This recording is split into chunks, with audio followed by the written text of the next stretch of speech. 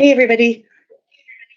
This is Amanda with Senator Sullivan's office. I think you all have my email and my contact. So after this, if you have any questions, please feel free to follow up. Today, Senator Sullivan and Secretary Tell with the Corps of Engineers are going to give some opening remarks on the Juneau flood situation, and then we'll take questions. I have James here too, who is Secretary Tell's comms director, and he has just a few words to say to you. Yeah, so real quick, this is going to be embargoed until 9 a.m. tomorrow, Alaska time, Friday, tomorrow's the 7th, I believe, 9 a.m. Alaska time, 11 a.m., or that's 1 p.m. DC time. So 9 a.m. Alaska time, embargoed, all the things that we're talking about here. Another thing tomorrow, our principal deputy, Lee Forsgren, and our director of civil works, Ryan Fisher, and some others, senior USACE officials, will be in Juneau doing a site visit. They're basically going to be touring the flood mitigation barrier project in preparation for the 2026 GLOF. We haven't sent out the media advisory yet. We're still narrowing down exactly where that's going to happen. But I will get your emails from Amanda after this, and then I'll add you to our I'll add you to our list so that you will receive that media advisory later. I know some of you probably on this call have already heard about it. We've talked to a few about it, embargoed, that we're doing the site visit tomorrow. So it's going to be great. It's going to be walking around doing a tour, and then there'll be immediate availability after about 11 a.m. Tomorrow, Alaska time too. So stay tuned for more on that. Thank you.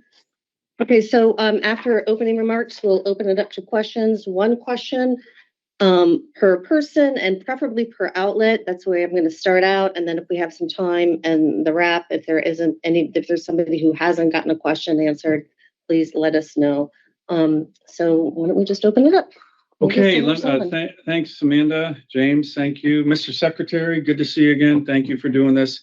And to all our friends in the Alaska media, I think hopefully you've seen this. This is such a unique challenge and such a unique situation that we have been trying to be as transparent as possible to get out as much information as possible.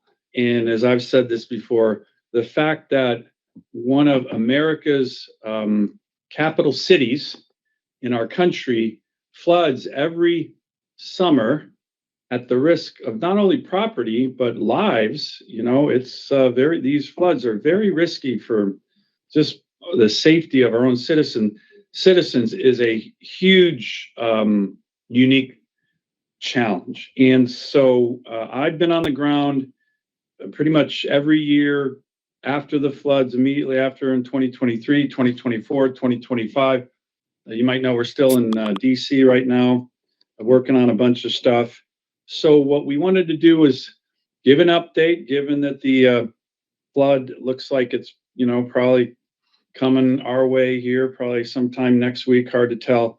And then I'll have all of you hear directly from the Assistant Secretary, not just on what we're doing immediately, but some of the, I think, quite innovative approaches that he's going to talk about that we've gotten from the community, to be perfectly honest. So, the immediate challenge, of course, is the upcoming flood.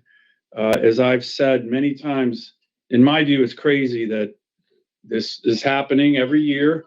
And what we need to do is work on a way to safeguard people's lives and property in the immediate term, and then start working on the, I don't like the term long-term solution. I'm like immediate after the immediate solution. I think the Corps of Engineers has been doing that. I'm sure you've all seen it if you're on the ground in Juneau. I've been there several times in the last 6 or 7 months.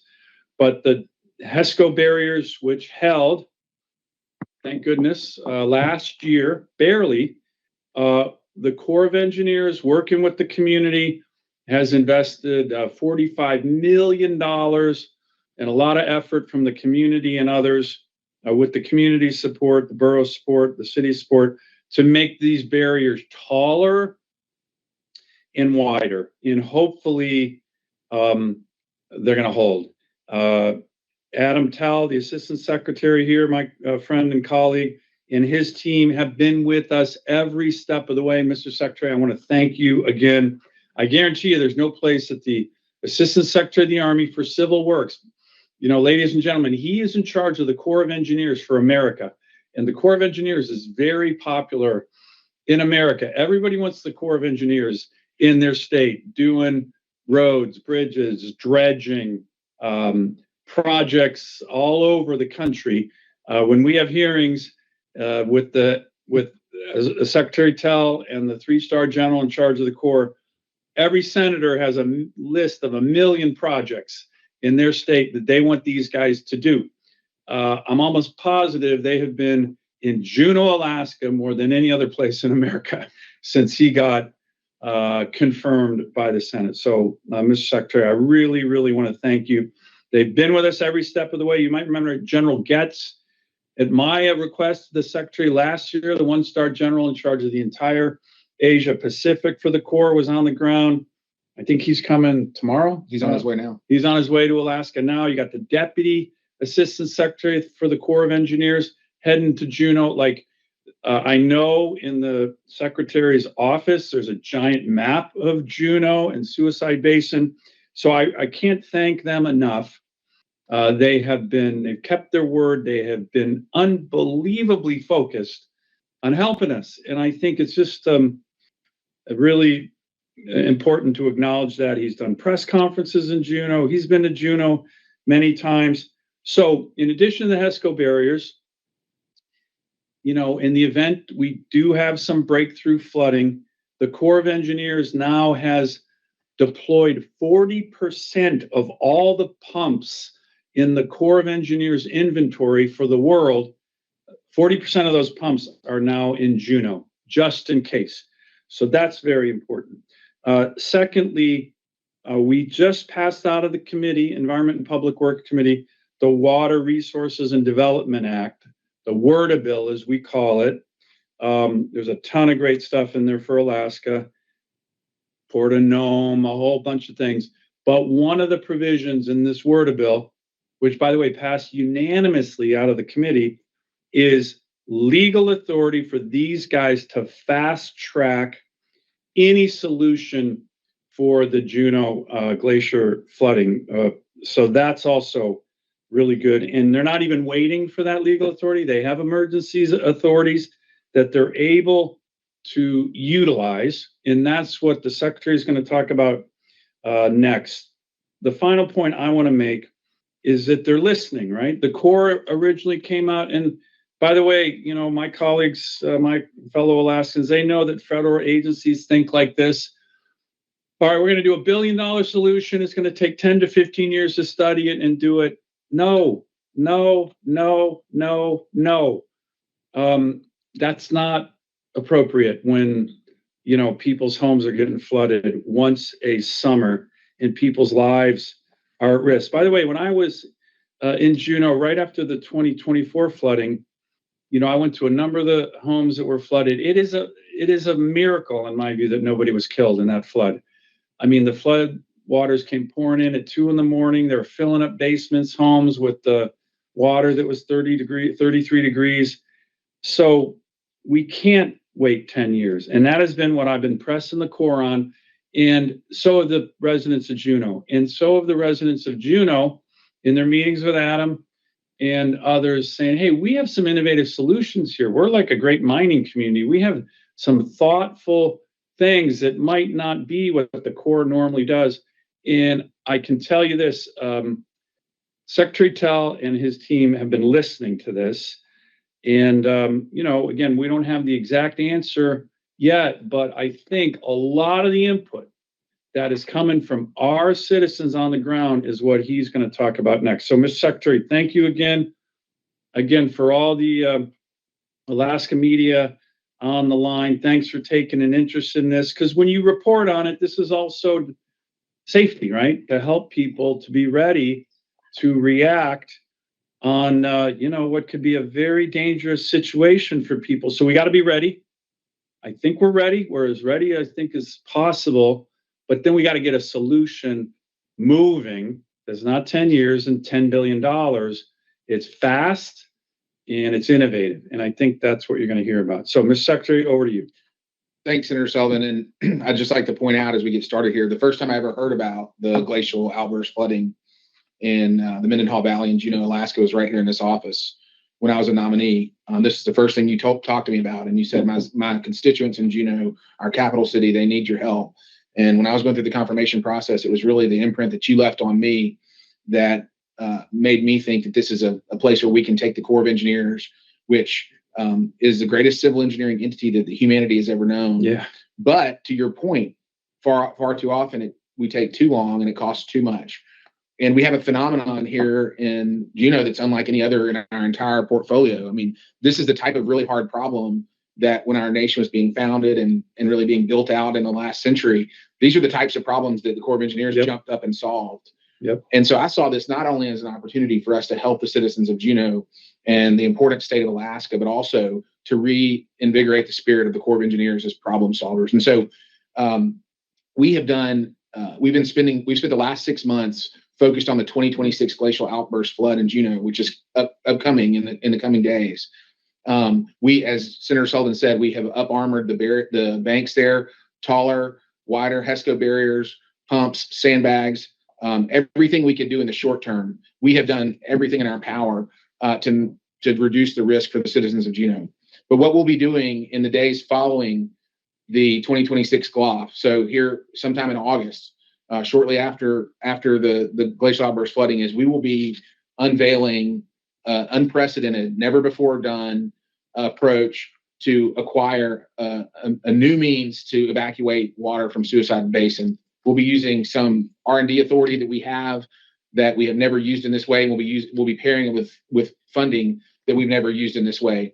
And so we're taking the most creative approach as we possibly can to do exactly what you're saying, which is to reduce risk to Alaskans in a way that's not 10 or 20 years and it's not $1 or $2 billion to federal taxpayers and to CBJ taxpayers, who also have been great partners participating with us in this.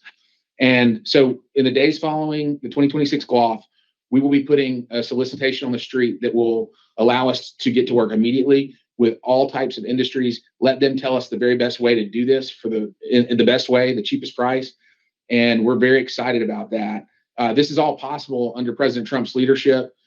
He commands us as his administration's appointees to get creative and solve problems and don't be government as usual. And we're doing this at Trump speed. Senator Sullivan's been right there every step of the way saying, please, we got to find a way to solve this problem. And we're using all the tools that are available to us to do this. And as he said, we're putting a priority on Juneau. We have a big portfolio across the country, but we understand the importance of Alaska, one of our most important states, and its capital city in Juneau. And so we look very much forward to making this announcement following the 2026 GLOF. We still have to make sure that we're doing everything we can to save lives and property during the 2026 GLOF, but we have been working quietly in the background as we've been armoring up the banks of the Mendenhall River to deploy this very creative solution that will lead to an unprecedented approach to the challenge that faces Juneau every single year. Thank you for your leadership in getting us to this point, Senator Sullivan. And we will be announcing this in a little bit more formal way, I think at 9 a.m. tomorrow when the embargo lifts. Great. Good. Thank you, Mr. Secretary. And one final thing in terms of the immediate Juneau leaders and the Corps have also been working on clearing trees, right? So we don't have the situation of a tree hitting in the flood zone, being taken down with the flood and smashing through the HESCO barriers. That's another risk that we're trying to prevent. So these guys and our local leaders have been trying to think through every contingency to keep people safe. And we think that's the most important priority right now. But then we're going to get on this much more innovative solution, which maybe our miners can take advantage of, or others who, when they see this RFP, I think we're going to see a real change of attitude on getting on this problem and fixing it quickly. So with that, okay, Amanda, we're ready. Let's open up for questions. Once again, one question per outlet, and we'll come back to other, I know there's a few reporters for the same outlet. We'll come back as time allows. Can you please state your name and and tell us where you're calling from? So go ahead, Mark Sabatini.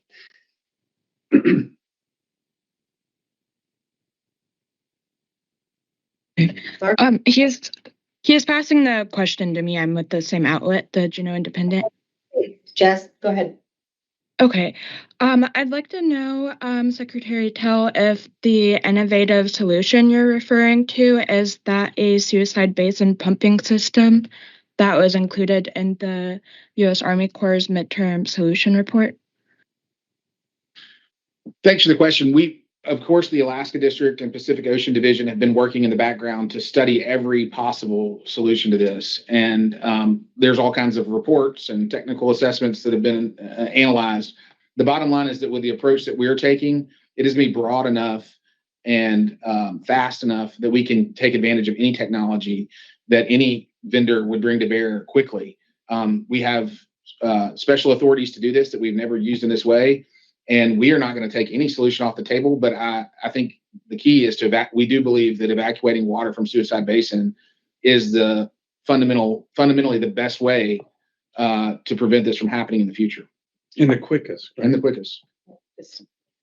Okay, thanks. Can we go to Alex with KTOO? Hi, Alex Sullivan, KTOO. Thanks for doing this. I am wondering if you can tell us what that solution is to evacuate water from Suicide Basin. Senator, you mentioned that miners might be able to get involved on this RFP. Does that mean it's a lake tap, the tunnel solution, drill and blast method? What are we looking at here? I don't want to get in front of the acquisition process in a way that might foul it up. So I'm not going to get specific about any particular solution other than to say that we will be seeking, the solicitation will be broad enough that that all types of vendors could come along with a solution that gets the citizens of Juneau safest the fastest. Okay, Becky with AP. Hi, for Secretary Tell, Becky Bohr with the Associated Press. Senator Sullivan and you had repeatedly talked about not 10 years. Is there a timeline associated with this RFP that will be put out that you would expect answers and a solution falling within? It's a great question. And I think that it certainly less than 10 years. We think significantly less than 10 years. We're aiming for just a few years, and we're going in optimistically to see what industry can deliver. But we're aiming for just a few years. Okay, we have James Brooks. Thank you. James We've seen as a matter of policy the administration and cancel use rescissions on projects related to climate change. This is a big climate change related project. What guarantees can you give us that this project won't get defunded along the way, that the administration is behind it, that this is actually secure once you announce it and fund it? This is a challenge about human beings that are citizens of Alaska and saving their property and saving their lives. That's what we look at. That's all we look at. And I think, James, the narrative in the media is that there's all these things getting canceled. I think with this administration and our work in the Congress, the amount of resources that we're bringing to bear on Alaska across a whole host of things dwarfs anything that has been originally canceled, including this, right? I mean, and one other thing, on day one of the Trump administration, they issued a executive order called Unleashing Alaska's Extraordinary Resource Potential. And what that did in the Corps of Engineers, actually the Assistant Secretary of the Corps of Engineers, Assistant Secretary of the Army, is tasked in that executive order, and so are many other agencies, a ton of other agencies. It's a long executive order. We're the only state in the country that got our own executive order. It was issued by the president on the first day of his administration. And the whole point of that executive order was essentially saying, If there is an economic project that relates to Alaska, that relates to helping Alaskans, that relates to enhancing the economy of Alaska, it relates to resource development, that relates to the Alaska LNG project. I mean, it's a very long EO. I hope you've read it, but it's about speed. So I think that the amount of speed and attention from Assistant Secretary Tell and his team on this one issue in Alaska is unprecedented. Like I said, every state in America wants a piece of these guys. Red states, blue states, because they do giant projects that help, states and their economy. And they are spending a huge amount of time, huge. And again, I'm so thankful, Mr. Secretary, in part because I've been bringing it to their attention, in part because, as I said, the capital city of one of our great states, the people, hundreds, if not thousands, are experiencing deadly flooding every summer. We got to do something about it. But I would also say that the administration from the top on down is saying Alaska is a priority. And when things need to move to help the people of Alaska, you have an executive order from the president saying, get on it, move, get going. And part of that executive order directly tasks the Assistant Secretary of the Army for Civil Works, Adam Tell, in very broad language. I can read it to you because it's really, really, really good language, to move out on Alaska. So contrary to the kind of premise of your decision, I think this administration in our state, with regard to resources, with regard to the speed to help our people and help our economy, it's been unprecedented, especially from these guys. And no city has gotten more attention in America, I would say, than Juneau, Alaska. And I think Juneau, Alaska should be getting this attention. This, as I said, we cannot have annual flooding that risks people's lives when we know it's coming and destroys people's property when we know it's coming. So that's why these guys have been so on it. And I guarantee as long as I'm in the Senate, they're going to stay on it. Okay, is there anybody with the Juneau Empire on? I don't see you if you're there.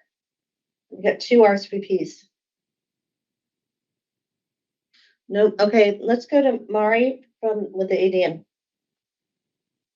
Hello, thank you for holding this hearing today. Mari Kanegi with Anchorage Daily News. A question for Secretary Tell. I'm wondering, you mentioned some of the acquisition process that still needs to happen before reaching RFP on this longer term solution.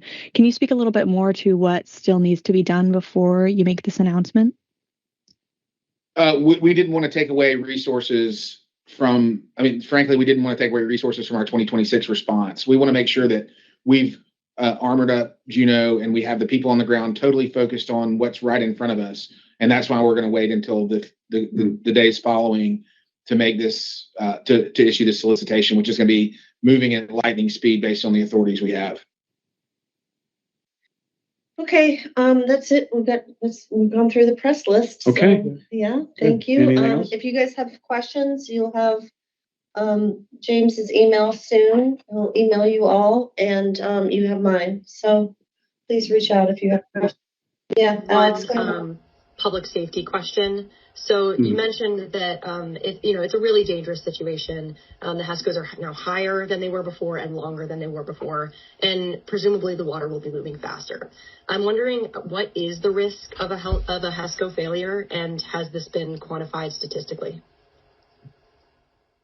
I'll take that. I'll just say that the last year, the 2025 GLOF, we assessed the chances of overtopping the HESCOs last year at 50-50. And we were very fortunate that the HESCOs held. We view the threat from Suicide Basin as very similar to 2025. This is a unique phenomenon, though, and I'll just say and we don't have a lot of years of data, but I'll just say we assess the 2026 GLOF to be very similar potentially to the 2025 GLOF, and we have higher and broader HESCO barriers. We have, we've tried to eliminate the possibility of tree strikes. We can't perfectly eliminate that threat, but I would say that's the most likely threat is a tree or other piece of debris coming down the Mendenhall River and hitting the HESCOs at a bad angle. So, and by the way, it's a great question because, we've been very focused on trying to address the immediate challenge. And that's why we've worked hard. Everybody's worked hard on getting the HESCOs taller and wider, but it's still really dangerous. And, there was that very kind of famous video last year during the flooding where there was somebody who kind of literally had a lawn chair out on the barriers watching the flood come down. I think we all need to do an important job of telling people that kind of activity can be, life-threatening. So people shouldn't be doing that. It's going to be, even if it looks like it's working, you never know. There could be one big tree strike that bursts open an area, and the next thing you know, you could have really, really high-level dangerous flooding. So even though it looks very solid, and I think we're in about as good a shape as we can be, the danger here is still very high, and I think the citizens of Juneau all need to be aware of that. Yeah, and I would just add to what Senator Sullivan said. That's exactly why it's Senator Sullivan's urging. As soon as the 2026 CLOF wraps up, we're going on offense. We're playing defense right now. And as soon as the 2026 CLOF wraps up, we're going on offense, because if the citizens of Juneau have to endure this threat year after year, it's too much uncertainty for the community. And so that's why we're going for a more permanent solution. Yeah, and I think one final thing, again, hopefully we get through this with no breakthrough and no major flooding. But, I was just out there about a month and a half ago, met with a bunch of the citizens in the Mendenhall Valley along the river as we were kind of inspecting the HESCOs. And, it's really, really challenging for them, right? It's hard to sell property if you wanted to move. And so I really like this idea of getting something out that I think you're going to see is very innovative. The Corps is a great organization, but it can be very, bureaucratic. It's been around. A lot of inertia. For 100 and how many years, right? Like 100, 200 years. 250 years. So this is it's gonna show some innovation. It's gonna show that the Corps was listening to the people of Juneau in particular. But what I really, really am hoping for is that this gives people hope, right? That people are gonna see this RFP and go, oh, wow, we're gonna be throwing every innovative idea, solution, maybe very innovative companies to come in and do, maybe what Alex, you were talking about, an innovative approach.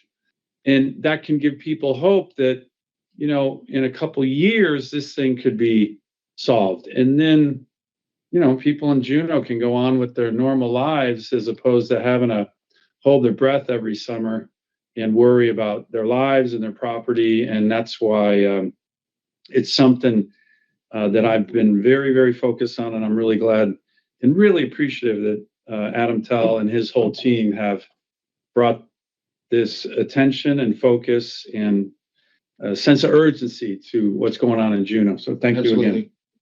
Okay, thank you once again. You have my email. James will send you an email with his contacts. So thank you. Okay, thanks everybody. Thanks everybody. Really appreciate it. Thank you.